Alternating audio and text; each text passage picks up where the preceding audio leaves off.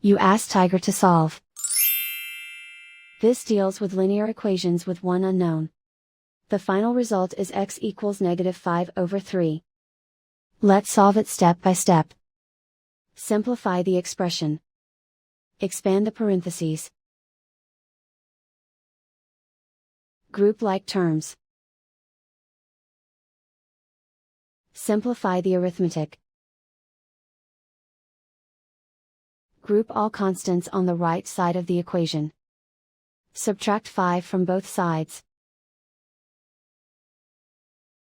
Simplify the arithmetic.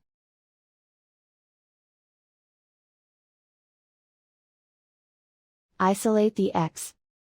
Divide both sides by 3. Simplify the fraction.